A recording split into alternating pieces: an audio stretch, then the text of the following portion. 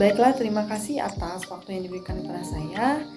Sebelum itu, perkenalkan nama saya Meisa Stefani Niktovia Belung dengan nomor NIM 2021 41035. Di sini saya akan menjelaskan tentang teori 4 goal untuk memenuhi tugas mata kuliah leadership dengan dosen pengampu Ibu Ika Niswatin Budiarti.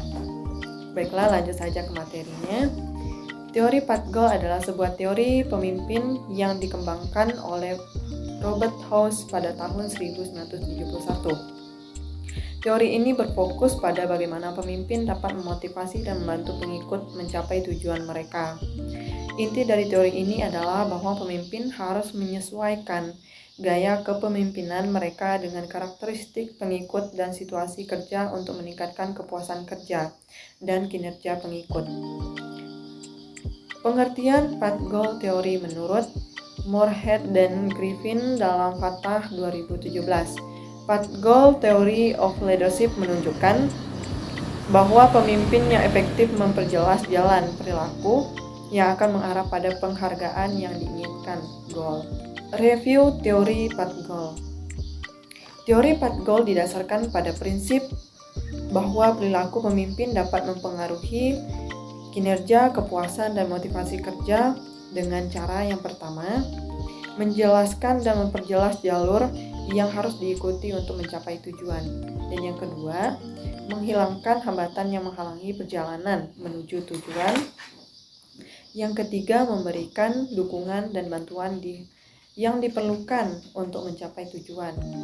Dalam teori ini, peran pemimpin adalah sebagai fasilitator yang membantu bawahan memenuhi tujuan mereka dan memberikan arahan serta dukungan yang diperlukan. Jenis-jenis gaya kepemimpinan dalam teori 4 goal. Yang pertama, kepemimpinan direktif. Pemimpin memberi instruksi yang jelas dan spesifik mengenai tugas dan harapan. Cocok untuk situasi di mana tugas tidak jelas dan bawahan memerlukan arahan yang jelas atau pasti. Contohnya, seorang manajer proyek yang memberikan petunjuk rinci tentang langkah-langkah yang harus diambil oleh tim untuk menyelesaikan proyek. Yang kedua, pemimpin suportif. Pemimpin menunjukkan perhatian dan dukungan kepada kebutuhan bawahan. Cocok untuk situasi di mana tugas sangat menegangkan atau perjalanan rutin. Contohnya, di sebuah rumah sakit, seorang kepala rawat memberikan dukungan emosional kepada staf perawat yang bekerja dalam kondisi stres tinggi di unit gawat darurat. Kepala perawat memastikan bahwa kebutuhan mereka terpenuhi seperti menyediakan waktu istirahat yang cukup dan mendengarkan keluhan mereka. Yang ketiga, kepemimpinan partisipatif. Pemimpin melibatkan bawahan dalam mengambil keputusan dan mendorong mereka masuk. Cocok untuk situasi di mana tugas memerlukan bawahan banyak masukan atau ketika bawahan memiliki pengetahuan yang relevan.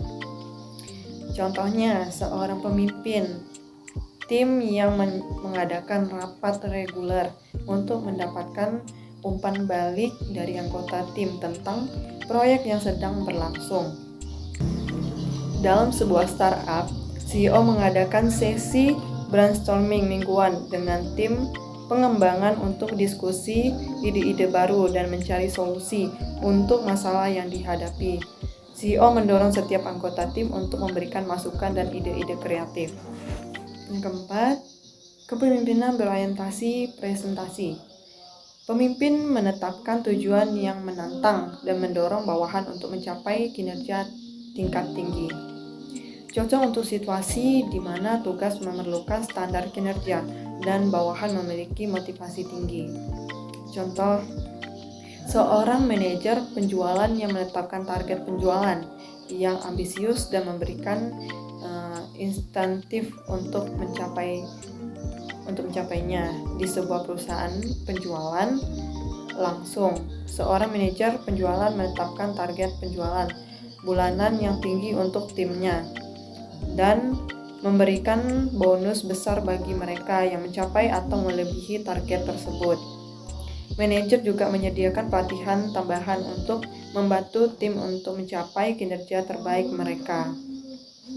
Dengan menetapkan gaya kepemimpinan yang sesuai dengan situasi dan kebutuhan bawahan, kepemimpinan dapat meningkatkan motivasi, kinerja, dan kepuasan kinerja tim mereka sesuai dengan prinsip teori 4 goal. Baiklah, terima kasih atas waktu yang diberikan kepada saya terkait teori 4 goal. Sekian dari saya, terima kasih.